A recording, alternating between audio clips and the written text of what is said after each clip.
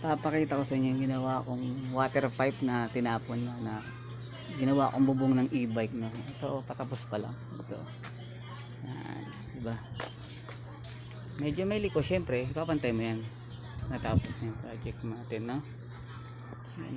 Pinasok ko lang siya sa may tubo, sakto kasi siya doon. Ito yung pinakamaliit ng ano ng water pipe. Tatapon na to, so ginawa ko lang bubong. Diba, napakinabangan pa siya. Tinali ko muna siya, ginamitan ko siya ng goma.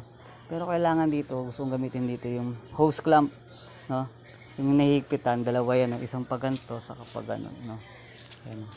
Pati yung kahoy na yan, kutusin, para panggatong na rin yan, eh. Diba? Kulang na lang, ayun, yung gagamitin ko, yung kulay blue na yun. Ngayon gagamitin kong bubong niya, lilinisan ko lang kasi madumi. Isa ring basura na din yan. O, pakinabangan natin yung basura.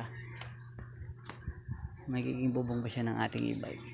E-bike po na ito ng N-Wow na ERB Plus na phase out na. 2019 model pa eh. Na luma na rin. Diba? Okay ba? Diba? Ang mahal kaya magpakabit ng bubong ng e-bike. Ayoko rin bumili kasi yung sa online eh. Kasi yung sa online na ano, yung nakakabit siya dito, parang ang pangit eh. No? Gumagalaw-galaw kasama yung bubong. Kaya ayoko kaya. Naisipan kong gumawa lang ng sarili ko. No? Tapos na to sa isip ko talaga eh, bago to gawin. Tapos pag gumawa ka nito, syempre mga master, tingnan nyo kung tatama lagi. Dito, yan, titingnan nyo lagi. Adjust nyo. Flexible naman tong hose na to ng tubig eh. Kaya pwede nyo siyang i-adjust habang ginagawa nyo siya. Diba? Diba? Kung may ganyan kayo, may makita kayong tinatapon na, pwede siyang gamitin sa e-bike nyo kung walang bubong yung e-bike ninyo. Ginamitan ko lang ng tornilyo na wood screw. Uno yata ang size niya. Uno ba yan? Basta yan. Ayan. Bubong na lang ang kulang yan. Okay na. So, dito ang lalagay ko rito is yung white na cover. Parang plastic cover muna siguro. Hindi pa dumarating yun sa order ko sa Shopee. Na medyo makapal na 5mm ang sulat. Parang ganyan kapal siya ganun eh. Pero gamitan ko muna ng ano, pambalot ng notebook muna. Habang wala pa. Diba? Hindi nakatipid ako. Mahal kaya ng pasadya ng bakal nito. Diba? Okay siya. Ginagawa ko yan kahit ang init ng panahon. Wala akong choice eh. Wala ditong bubong eh. Nagawa ko. Ginawa ko siya. Siyempre, pareho tabla ng init. Nag-riders ako.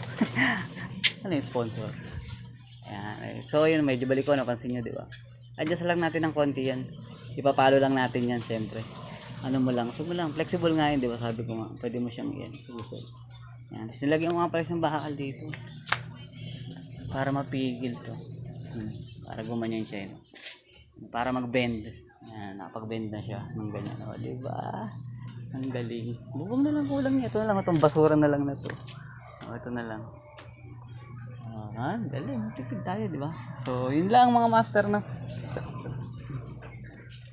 Tapusin ko lang tong video na to.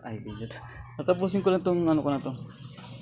Gawa ko. Tapos second video na ulit tayo. Yung ice na may bubong na siya. Lalagyan ko pa siya ng mga sabitan dito. Yung mga dito, yung parang mga ano. May mga hook. Astig. Diba? May hook lang yan. Hook hindi sa ilalim. Diba? May hook siya dyan. So may commercial tayong dadaan na may chakabol. Yung kapit bahay namin dumaan. Ayan. So, yun lang. Tapusin ko muna to kahit saksakan sobrang init. Tapusin ko ito nga aking bubong dahil sobrang init na panahon at ngayon umuulan. Ako, ang hirap na walang bubong e-bike natin, ng mga ka-e-bike. Let's go. Tapusin ko na to. Thank you.